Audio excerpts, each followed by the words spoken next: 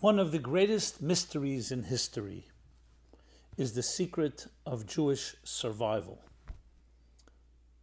How did a fledgling nation, under severe oppression, not just thousands of years ago, but through the millennia, how did they not just survive, but thrive?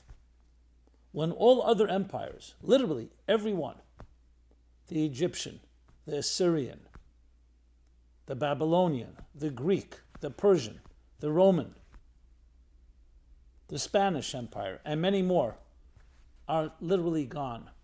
How did they make it? How did the Jews flourish and grow? And today still a minority dominate headlines and continue to be such a powerful presence and influence in this world. My friends, the secret lies in three things: the Torah, students, and love.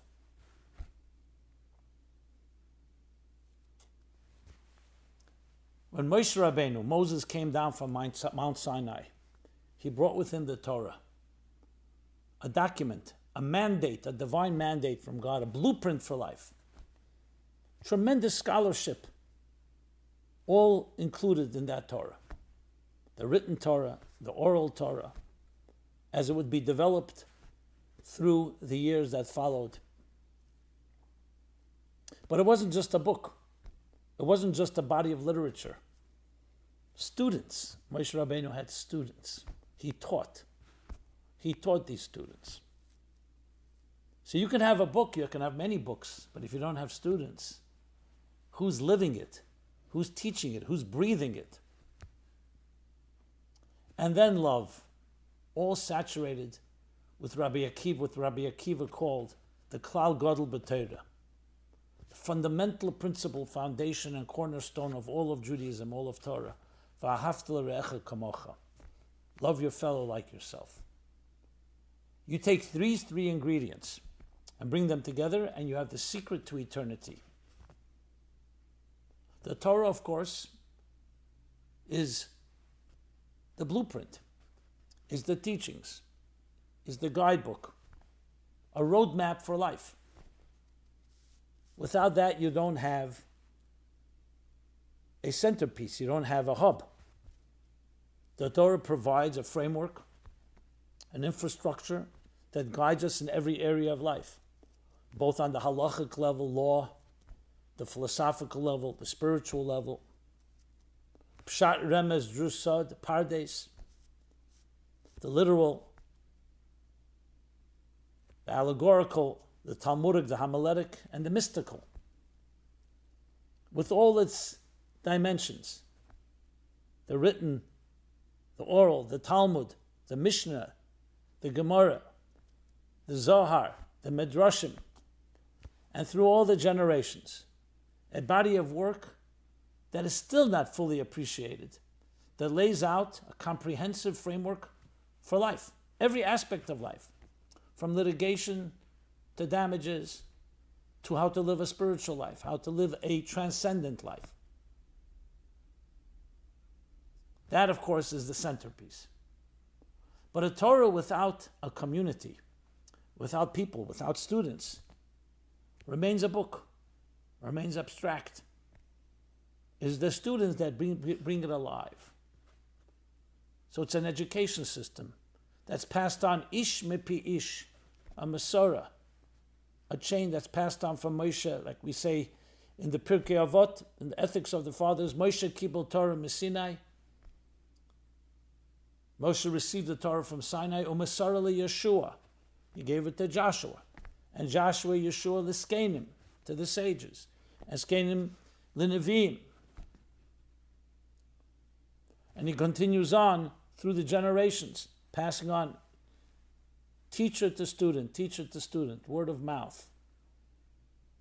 Well, what are they passing on? The teachings. So you have the teachings and now living and developing through different students. And all saturated and all with an undercurrent of love, which also emphasizes a critical component here. When you have a book, and without students, without a vibrant, living Torah, it can be quite static. But human beings give it life and also give it diversity. Because ein dea se'en shavas. No two people think alike. And part of the Torah is that dynamic of dialogue, of debate, of argument and counter-argument. Shammai and Hillel, Rav and Shmuel, the Chachamim and Rab Meir. And even in the time of Moshe Rabbeinu, it was critical that there be discussion, because that diversity adds a dimension that can only come from different approaches, stretching an idea in every possible direction. And when you have the love does not mean everyone is a clone and we're all the same. Love means harmony within diversity. And that's, in brief, the secret. When you combine those elements, you have something that's indestructible. The Torah is there, the integrity of the Torah, the students give it that life, and the love makes sure that it remains within a framework, a structure, that the diversity does not lead to, God forbid, divisiveness, but leads to harmony, a greater harmony. Beauty is always a combination of many different colors or musical notes, creating a greater tapestry, symphony.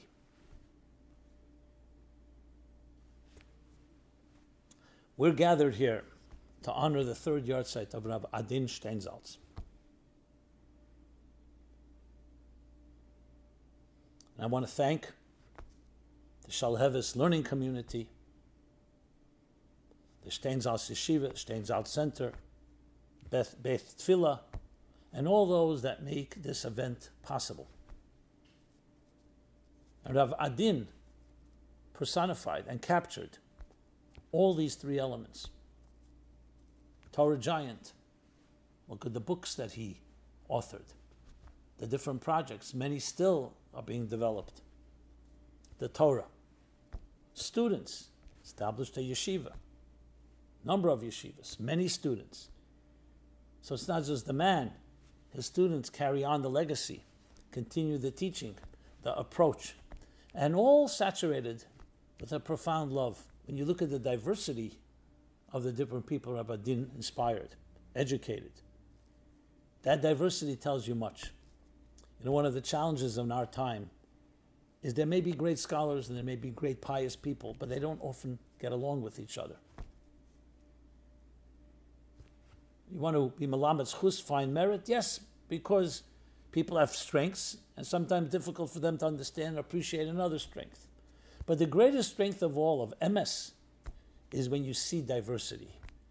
When you have several students of different types and different mindsets and different ways of looking at things, different perspectives, and yet they're able to communicate and create a synergy that's more than the sum of the parts. That carries the truth of Torah. Where you have Torah and the students, the diversity and the love, that's the glue that connects them all.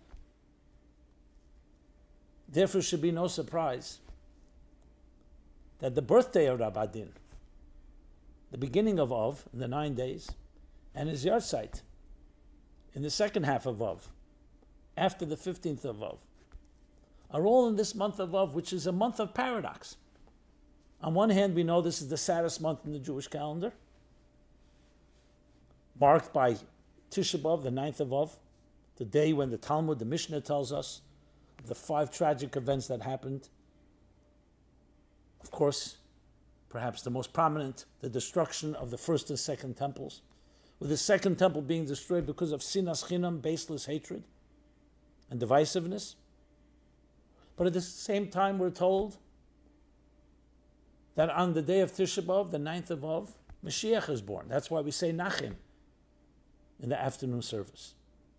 And then the month continues as the moon begins to wax and grow to the 15th of the month. And what do we learn in the end of Masechta Tainis? about the 15th of Av, the full moon. The Lo Yehoyu Yom Tevim LiYisrael, there were no holidays in Israel.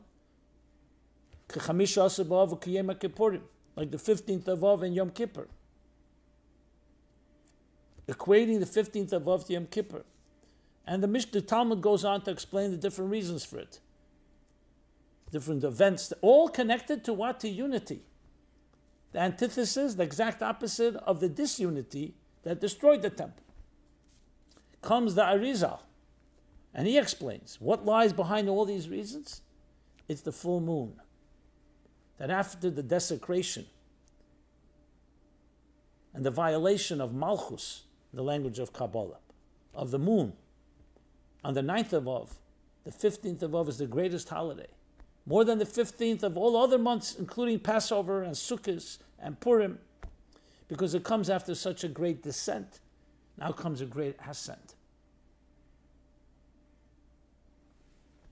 And it leads to Yom Kippur, because Yom Kippur is what? Is the repair, the atonement, the forgiveness granted to Moses, to the Jewish people, after the great sin of the golden calf. So from the darkness comes the greatest light. And indeed, what happens after on Tu B'Av, on the 15th of Av, and the 15th of Av, the Talmud tells us, that's when the night begins to get longer in Israel, in Eretz Yisrael. And the day is shorter, and the night is created for what? Le'ivra layla el legirsa. The night is created in order to study Torah, so we begin to increase in study of Torah. So there you have, on one half, the beginning of Av is the Saturday time. And then the tikkun, the repair, comes in the second half. And when is the Yahrzeit of Rabbi? The 17th of Av, following right after the 15th of Av. The increase in Torah, the increase in love, in achdus, in unity, and the increase of perpetuating Torah through students. We're told that on the day of a Yahrzeit, the neshama of that person, all the work he did, gathers together, accumulates, and elevates to the highest states, but also comes downward and brings us Poel Yeshua's Bekerev Haaretz, brings us redemption, salvations, even in the depths of the abyss of this world. So it's not just another day, it's a day that captures all the work that Rabbi Din did and continues to perpetuate through us. So the power of these three items, or these three, I'd say, foundations, Torah, students, and love, is something that we need to embrace, because everything has to come down to a call to action. A call to action in our lives. We see today, unfortunately, you see not just diversity, you see divisiveness. Especially in our holy land recently. What's the solution? Everybody's wondering. When people fundamentally disagree. The solution is Torah, students, and Ahavas Yisrael. Diversity is fine. It's fine to have disagreements. But they don't have to be personalized. We have to be able to love each other. What lay at the heart of Adin, anyone who knew him? Like his name implies, Adin, sweetness, charm, love. The classic story everybody knows, Rabbi Din was once talking to someone who, when he was giving his classes and invited him to come to his class, this person insisted that he's a radical atheist and doesn't keep Shabbos. And Rabbi Din, in a sweet way, said to him, in what way do you not keep Shabbos? He says, on Shabbos, of all days of the week, that's when I eat that which is forbidden, pork. Only on Shabbos? Yeah, that's what I do on Shabbos, to emphasize and to illustrate and demonstrate my rejection of it all. So he says, so we're the same. We both keep Shabbos. I keep Shabbos in one way, you keep it another way. In this disarming fashion, not personalizing, Other people may start yelling and screaming at the fellow, or definitely ignoring him, recognizing that a neshama is always alive. Ani yasheni v'li ba'er. I may be asleep, but my heart is awake. The pilot flame of a neshama is always there. Ravadin personified that as well. And it came from his knowledge, not just in prodigal knowledge in Talmud, but also his knowledge of Chassidus. Chapter 32 in Tanya, talking about the love that each of us have because we're all part of one family. So you have people who have a lot of love. There are people who have a lot of scholarship. The challenge is to bring them together and to produce the students, the diverse students. To have both. Because some people may argue, once you have the standard of Torah, how could you really love everyone unconditionally? What about people who are not Torah people? Or for whatever reason, Tinuk Shenishba, they are in a state where they're ignorant or they were born into captivity, unaware of what their Jewish heritage is all about. But then we remember the mission of Pirkei Avos. Have mitamidav shel Aaron, be from the students of Aaron. And when is Aaron's Yahrzeit and Rosh Chodesh of?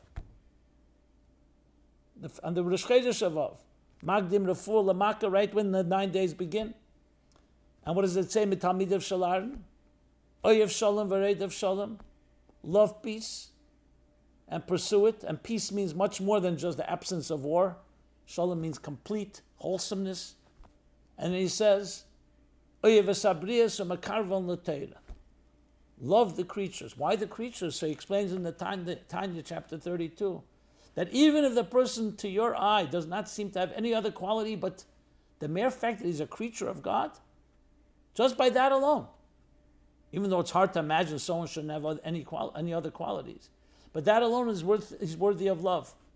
What created B'Tselem Elokim in the divine image. And then u'mekarvon l'teira.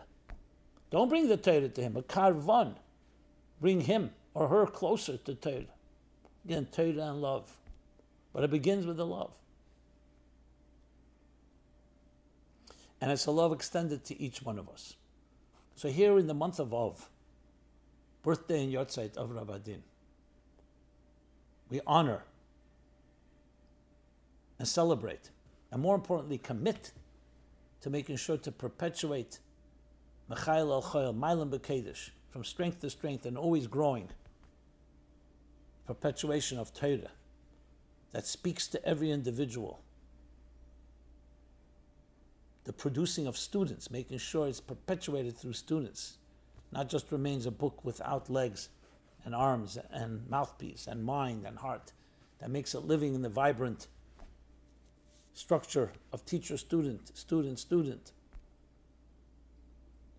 and all filled with Avos Yisrael, V'ahavta Recha Kamecha, which, in direct contrast to that which destroyed the temple, that was destroyed and severed the connection between heaven and earth, between the divine and existence.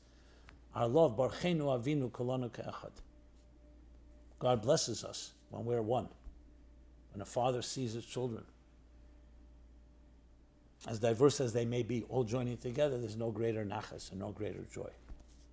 So may the neshama of Rabbi Din and all the great people perpetuating his work continue to penetrate and to reach and influence everyone we can. Thank you for the honor to share a few words on this important event, and may it bring into real action that which continues to perpetuate the eternal flame of Am Yisrael Chai. Netzach Yisrael, forever and ever, as we march to the Geula Amitis V'Ashlema, and should it be in this month of Av, even before we get to Elul. Thank you so much. Baruchim to you, may you be blessed, all in good health. And as I said, we should march into the Geula Amitis V'Ashlema. Kol Tuv. Thank you.